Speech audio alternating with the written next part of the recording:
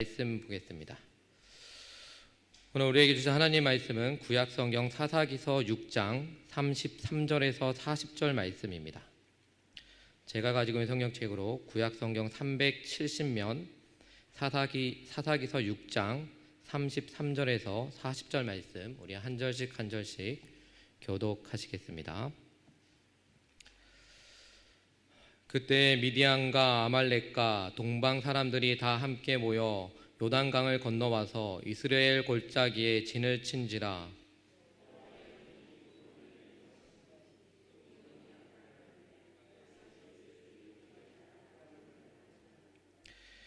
기드온이 또 사자들을 온 므낫세에 들어보내매 그들도 모여서 그를 따르고 또 사자들을 아셀과 스불론과 납달리에 보내매 그 무리도 올라와 그를 영접하더라.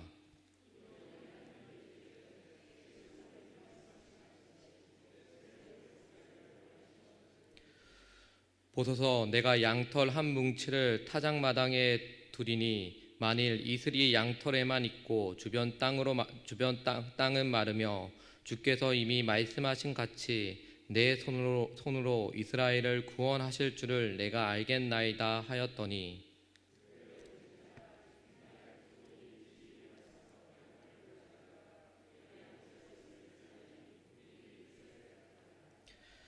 기드온이 또 하나님께 여쭈되 주여 내게 노하지 마옵소서.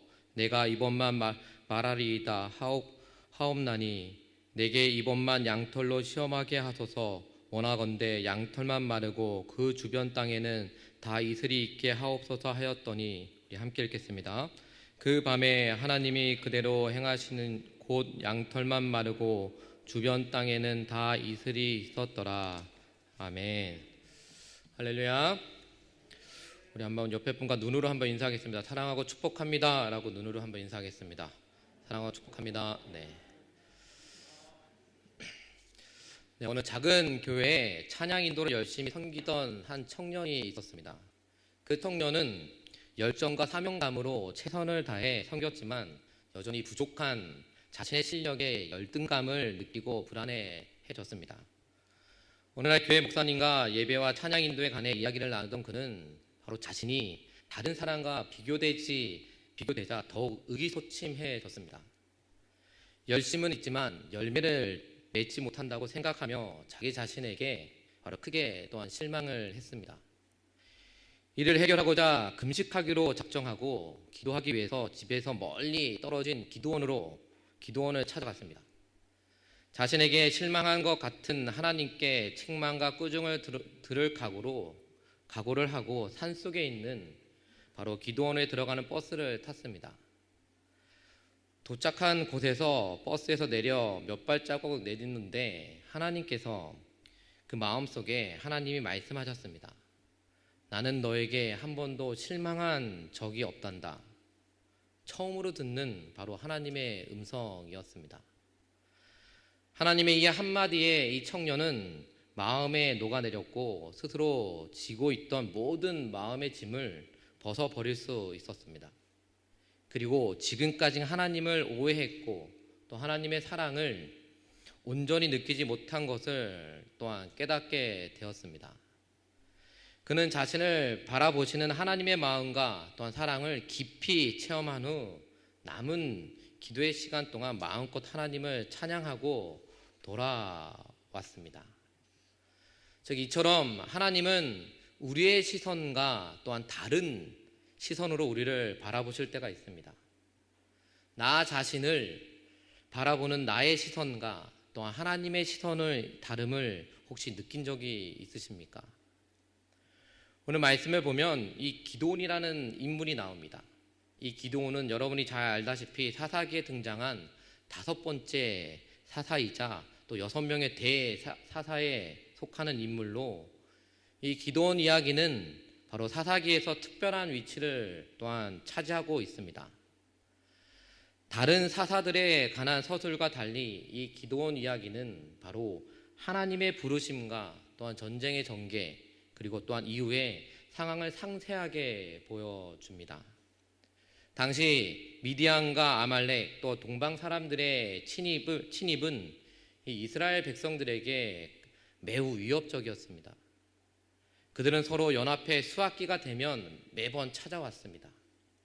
성경은 그들이 장기간 그 땅에 진을 치고 또 약탈했으며 또 메뚜기 떼와 같이 많이 들어왔다라고 표현을 하고 있습니다.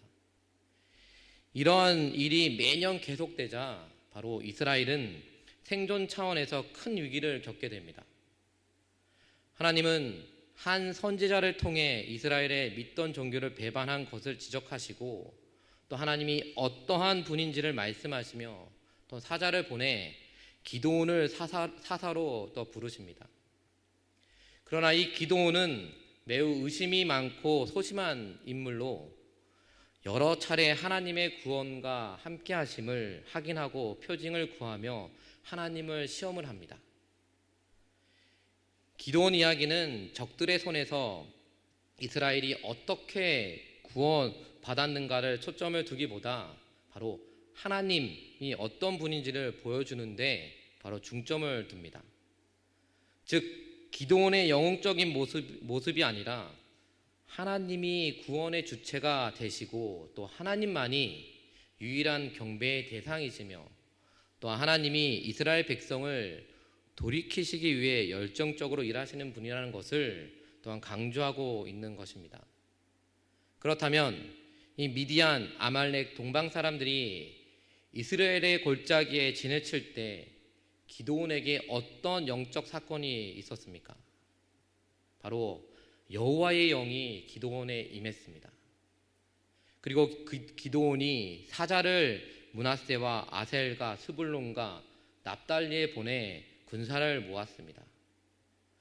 미디안과 아말렉과 이 동방 연합군은 이스라엘에 너무나도 위협적이고 두려운 존재였습니다.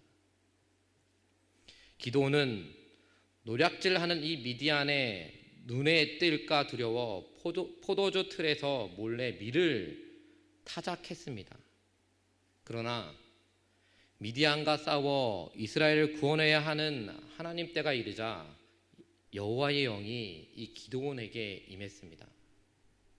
다만 오늘 말씀 34절에서 기드온에게 여호와의 영이 임했다라는 이 표현은 옷처럼 둘러싸다, 덮다, 감싸다라는 그런 원어적인 의미를 담고 있습니다. 즉 이 표현은 성경 다른 부분에 나타나는 일반적인 표현이 아니라 구약 성경에만 3번 나타나는 표현입니다. 오늘 말씀 34절과 역대상 12장 18절 말씀과 역대하 24장 20절 말씀에 걸쳐서 3번씩이나 나타나는 표현입니다. 따라서 여호와의 영을 옷 입었다의 문자적인 의미는 기드온 자신에게는 출중한 능력이나 자질 또한 담대한 믿음이 없지만 여호와의 영이 진친 그를 둘러싸고 보호하신다는 것을 강조하고 있는 것입니다. 이는 기드온이 이 전쟁의 대리인일 뿐 이 싸움은 철저하게 즉 하나님이 주체가 되어 행하신다라는 것을 명확하게 보여주고 있습니다. 여호와의 영을 힘입은 이 기드온은 두려움을 이기고 그 집안 아비에셀을 향해 나팔을 불어 군대를 모집합니다. 이어서 가나안 땅 서북쪽 지파들인 므낫세와 또 아셀과 스불론과 납달리에도 사자를 보내 또한 군사를 모집합니다. 현재 여러분 가운데 가장 두려워하는 문제가 무엇이 있습니까? 그 두려움을 넘어서기 위해 여러분들의 믿음 생활에 필요한 것이 무엇이 있습니까? 우리가 잘 알다시피 믿음의 반대는 두려움이라는 말이 있습니다. 이 두려움은 믿음이 연약할 때 나타나는 가장 보편적인 그런 감정입니다. 반대로 이 두려움을 이기는 것은 문제의 해결이 아니라 바로 하나님을 향한 온전한 신뢰와 믿음입니다. 그렇다면 여러분들은 그 믿음을 가지고 지금 나아가고 있습니까? 여러분들이 두려움에 떨고 있을 때 하나님이 예수님을 통해서 준 그 믿음을 가지고 나아가고 있습니까? 기드온은 매우 소심하고 두려움이 많은 사람이었습니다.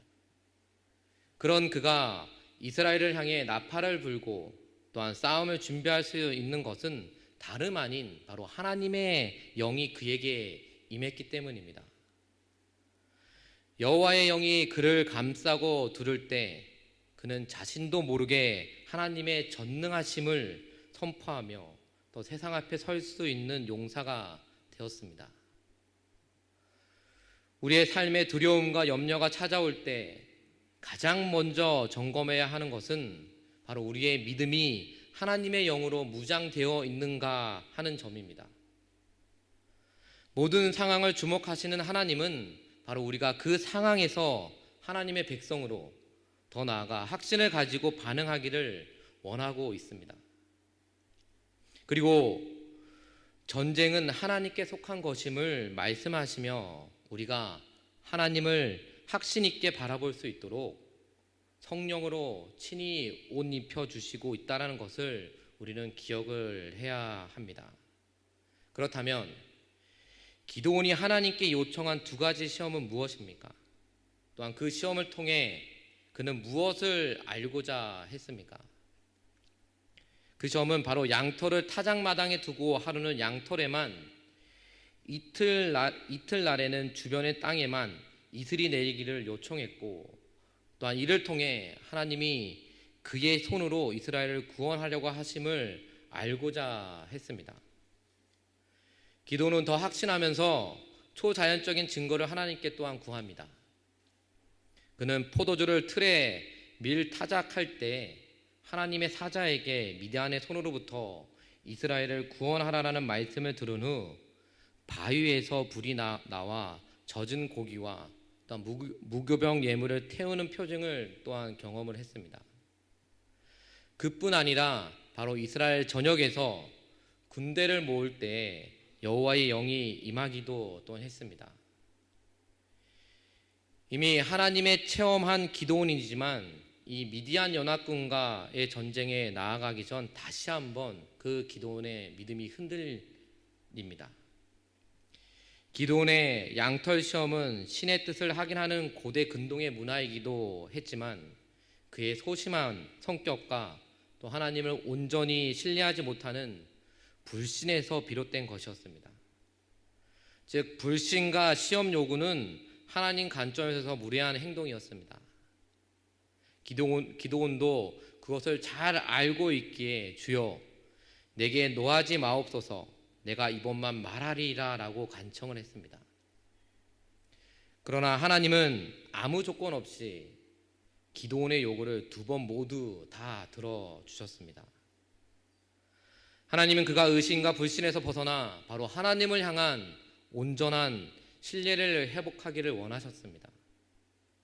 이처럼 하나님은 연약한 믿음을 책망하고 정죄하기보다 바로 믿음을 갖기까지 인내하시며 또 마침내 승리의 도구로 사용하시는 분이라는 것을 기억해야 합니다. 그렇다면 우리는 어떻습니까? 우리 삶 가운데 기드온 같이 소심하고 믿음이 연약해져서 하나님을 멀리하는 일이 없었습니까? 또한 내 믿음이 약하여 하나님 저는 신앙생활 도저히 못하겠습니다. 또한 내 믿음이 약하여 하나님 저는 교회에서 봉사 못하겠습니다. 또 내 믿음이 약하여 하나님 저 교회 안 나갈 겁니다 라고 그런 적은 없습니까?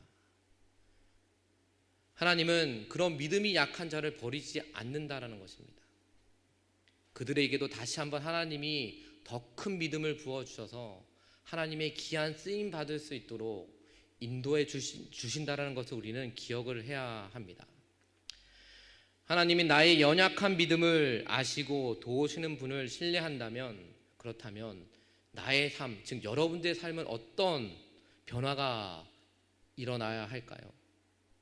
그것은 바로 하나님의 말씀에 100% 순종을 해 나아가야 한다는 것입니다. 나의 연약한 믿음 때문에 하나님의 말씀에 순종하지 못하고 하나님을 멀리하고는 있지는 않는지요. 또 나의 연약한 믿음 때문에 분명히 하나님께서 나에게 말씀해 주셨는데 그 말씀을 못 듣고 있지는 않는지요? 한번 여러분들의 신앙을 한번 점검해 보시기를 바랍니다. 본문은 기도원이 그랬던 것처럼 믿음이 없을 때마다 하나님을 시험해도 된다라는 메시지를 주는 것은 아닙니다. 오히려 그렇게까지 하면서 하나님과 동행했던 이 기도원의 두려움과 또한 소심함을 강조하며 이를 이해하시고 또한 시험의 내용을 그대로 허락하시는 하나님의 은혜를 극명하게 드러내고 있습니다. 사명을 받고 하나님의 뜻이 무엇인지 인지했음에도 여전히 믿음의 발걸음을 힘차게 떼지 못하는 우리의 모습을 발견할 때가 있습니다. 믿음이 연약할 때 그 연약함을 탓하실까 봐 두려워 하나님 앞에 나아가지 못하는 경우도 있습니다. 그러나 하나님은 믿음을 갖도록 도우시는 분입니다. 귀신 들린 아들을 예수님께 데리고 나와 할 수 있거든이 무슨 말이냐는 말씀으로 믿음 없음을 지적받을 때 나의 믿음 없는 것을 도와주소서라고 마가복음 9장 24절 말씀을 외쳤던 그 아버지처럼 성도는 믿음을 갖도록 도우시는 하나님 앞에 언제든 담대히 나아갈 수 있어야 한다라는 것입니다. 하나님은 우리 모두 두려움을 아시고 또 삶의 전쟁터에서 친히 싸워 주심으로 우리에게 승리를 주십니다. 그 하나님이 미디안의 앞지 아래 부르짖는 이스라엘을 구원하기 위해 기드온을 사사로 세우시고 또 그에게 여호와의 영을 부으셔서 사명을 감당하게 하셨습니다. 또한 하나님을 온전히 신뢰하지 못하는 이 기드온의 요청을 들어주시며 또한 그분을 신뢰하게 하셨습니다. 바로 믿음은 하나님을 바라보는 바로 시선을 견고히 하는 것입니다. 믿음이 견고해질 때까지 하나님은 우리를 사랑하고 또 인내로 인도하십니다. 하나님이 어떤 분인지 아는 것이 믿음의 싸움에서 큰 힘이 될 것입니다. 그러므로 저와 여러분들은 믿음이 약해졌다고 하나님을 포기하는 것이 아니라 더 굳건한 믿음으로 바로 하나님이 나를 인도해 주신다는 그 믿음을 가지고 승리하며 나아가야 한다라는 것입니다. 우리도 어떻게 보면 기드온처럼 하나님 앞에 큰 쓰임을 받는 성도가 될 수 있습니다. 그러나 기드온도 자기가 하나님 앞에 큰 쓰임 받기 이전에 하나님을 시험하고 그 시험을 통해서 다시 한번 기드온이 하나님을 의지하며 나아가는 모습을 보게 됩니다. 우리도 그럴 수도 있습니다. 우리에게도 겨자씨만한 믿음을 가지고 있습니다. 그 믿음이 점점 자라요 하나님 앞에 쓰임받는 성도도 있을 것이고 또한 그 믿음이 자라지 않고 겨자씨 같은 믿음이 내 안에 계속 있음을 통해서 하나님이 크게 쓰임받게끔 인도해 주시는데도 또 그 쓰임에 받지 못한 성도들도 있을 것입니다. 그럴 때마다 나는 왜 하나님이 나를 크게 쓰지 않으실까? 라는 그런 원망과 질책을 합니다. 그러나 그런 원망과 질책을 하나님 앞에 토하는 것이 아니라 하나님께서는 기드온처럼 여러분들을 큰 쓰임 받을 수 있도록 인도해 주시고 있다라는 것입니다. 우리는 그 하나님의 쓰임 받는 용사가 되어야 합니다. 그러기 위해서는 우리가 그 무엇보다도 나의 믿음이 연약해졌다라고 하나님을 시험하는 것이 아니라 다시금 하나님을 의지하며 나아가야 합니다. 그 하나님을 의지하며 나아갈 때 바로 기드온처럼 우리는 큰 쓰임을 받을 수가 있습니다. 그 쓰임 받기를 원하십니까? 하나님의 쓰임 받는 성도들이 되시기를 원하십니까? 그러기 위해서는 우리는 다시금 하나님을 의지하며 하나님 말씀을 붙잡고 나아가야 합니다. 하나님을 의지하며 나아갈 때 우리 다시금 우리의 믿음이 더 강해져서 하나님의 큰 쓰임을 받고, 아니 나의 믿음이 연약하다고 하나님이 나를 안 쓰실 거야, 그런 원망을 하지 마시기를 바랍니다. 하나님은 믿음이 강하든 약하든 다 하나님의 큰 쓰임 받을 수 있도록 인도해 주시고 있습니다. 즉 여러분들 한 사람 한 사람, 한 영혼 한 영혼을 하나님께서 쓰임 받게끔 인도해 주고 있다라는 것입니다. 내가 보기에 옆에 있는 성도는 나보다 교회를 덜 다녔는데도 믿음이 더 잘했네, 나는 어떡하지? 그럴 수도 있을 것입니다. 그러나 그런 것 가지고 너무 실망하지 않았으면 좋겠습니다. 그 이유는 하나님은 늘 여러분들을 사랑하시고 여러분들을 인도하고 계시다라는 것입니다. 우리가 다시 한번 오늘 말씀을 통해서 다시 한번 깨닫는 것은, 기드온은 하나님의 큰 쓰임을 받게 되었습니다. 그 쓰임 받기 이전에 기드온은 하나님 앞에, 하나님을 하나님이 나를 쓰기 전에 저에게 이런 것을 보여주십시오 라고 하나님을 시험했습니다. 하나님께서는 그 기드온을 그 모습 때문에 원망하는 것이 아니라 그 기드온이 원했던 것을 다 들어주시고 다시 한번 기드온을 굳건한 믿음을 갖게끔 해주셨고, 그 믿음을 통해 이스라엘 백성들을 또한 구원하는 그 일에 귀하게 쓰임받게 해주셨습니다. 그와 마찬가지로 우리도 기드온처럼 하나님이 먼저는 우리의 가정 가운데, 더 나아가서는 우리 서산 지역 가운데, 더 나아가서는 우리 대한민국을 하나님의 사랑으로 물들게끔 여러분들을 사용하신다라는 것을 잊지 마시기를 바랍니다.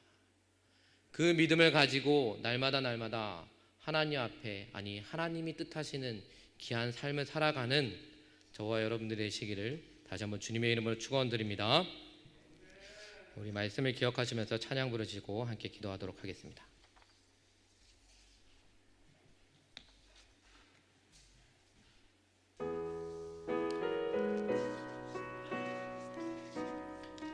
주 믿는 사람 일어나, 주 믿는 사람 일어나, 다 힘을 합하여 이 세상 모든 마귀를 다쳐서 멸하세. 저 앞에 오는 적군을 다 싸워 이겨라.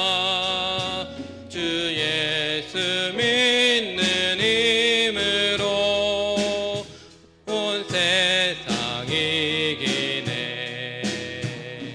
믿음이 이기네. 믿음이 이기네.